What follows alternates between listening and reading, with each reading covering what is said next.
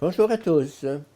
Je continue à vous partager des extraits du livre de Yves Semen sur la théologie du corps de Jean-Paul II. Le fondement du sacrement primordial, le corps comme signe. Et Dieu vit tout ce qu'il avait fait, et voilà que c'était très bon. Genèse 1,31. L'homme apparaît dans le monde visible comme l'expression de la plus haute, l'expression la plus haute du don divin, parce qu'il porte en lui la dimension intérieure du don.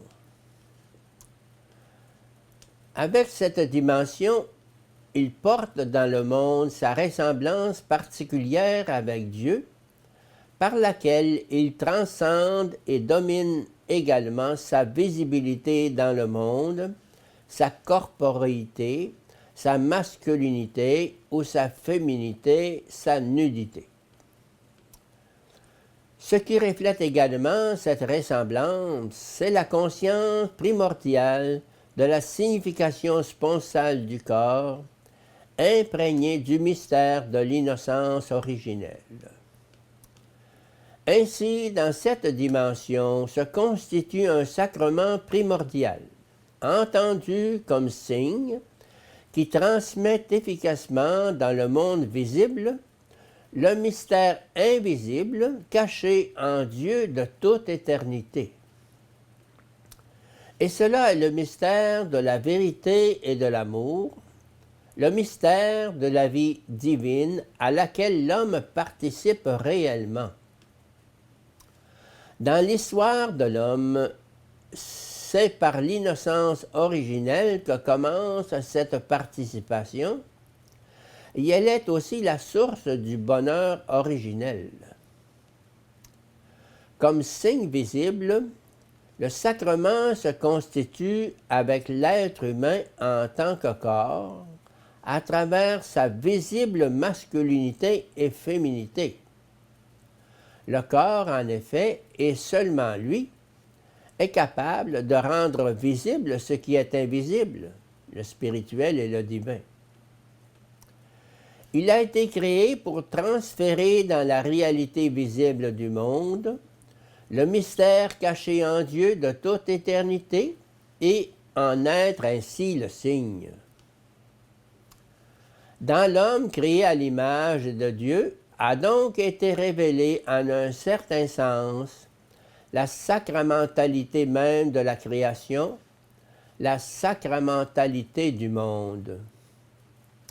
En effet, par sa corporéité, par sa masculinité et par sa féminité, l'être humain devient signe visible de l'économie, de la vérité et de l'amour qui ont leur source en Dieu lui-même, et qui ont déjà été révélés dans le mystère de la création.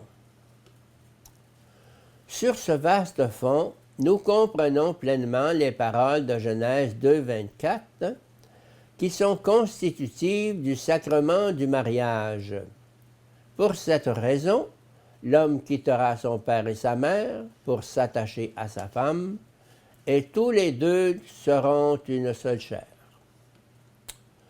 Sur ce vaste fond, nous comprenons aussi qu'à travers toute la profondeur de leur signification anthropologique, les paroles de Genèse 2,25, tous les deux étaient nus, l'homme et la femme, et ils n'en éprouvaient pas de honte, expriment le fait qu'en même temps que l'homme, la sainteté est entrée dans le monde visible qui a été créé pour lui. Le sacrement du monde et le sacrement de l'homme dans le monde proviennent de la source divine de la sainteté et sont en même temps institués pour la sainteté. L'innocence originelle, liée à l'expérience de la signification sponsale du corps, et la sainteté même qui permet à l'homme de s'exprimer profondément avec son propre corps, et cela précisément à travers le don sincère de soi. La conscience du don conditionne en ce cas le sacrement du corps. Dans son corps, comme homme ou femme, l'être humain se sent sujet de sainteté. Avec cette conscience de la signification de son propre corps, l'être humain, comme homme et femme, entre dans le monde comme sujet de vérité et d'amour. On peut dire que Genèse 2, 23, 25 raconte, pour ainsi dire, la première fête de l'humanité, dans toute la plénitude originelle de l'expérience de la signification sponsale du corps. C'est une fête de l'humanité qui tire ses origines des sources divines de la vérité et de l'amour dans le mystère même de la création.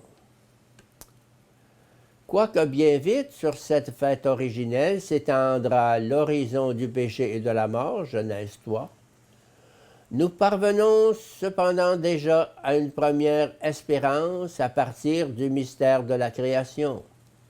C'est-à-dire que le fruit de l'économie divine de la vérité et de l'amour, qui s'est révélé à l'origine, est non pas la mort, mais la vie, non pas tant la destruction du corps, de l'homme créé à l'image de Dieu, mais plutôt l'appel à la gloire. Romains 8, 30.